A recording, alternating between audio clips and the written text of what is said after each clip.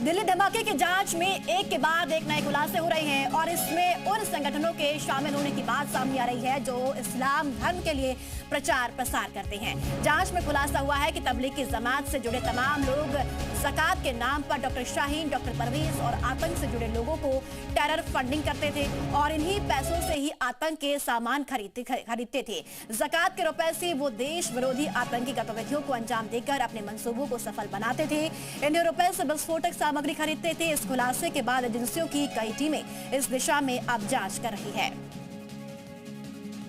और चलिए, मयूर हमारे साथ मौजूद है ज्यादा जानकारी के लिए, सीधे उनके पास चलते हैं। मयूर, तबलीगी जमात का नाम सामने आ रहा है, इस मामले को लेकर और क्या जानकारी मिल रही है? फिलहाल एजेंसियां तमाम जो संगठन हैं उन पर नजर अभी बनाए हुए हैं।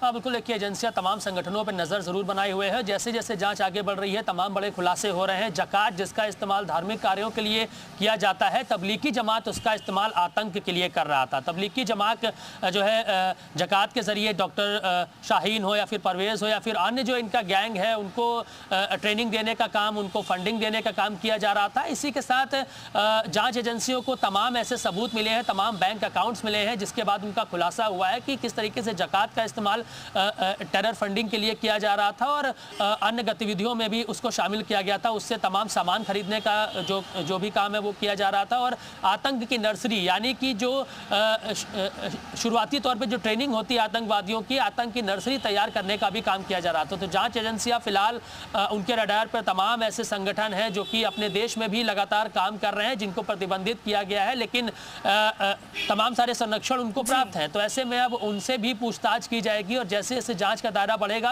वैसे वैसे ज़कात का कहां पे इस्तेमाल किया गया है उसको भी उसके भी तमाम खुलासे सामने देखने को मिलेंगे। चलिए, बहुत शुक्रिया।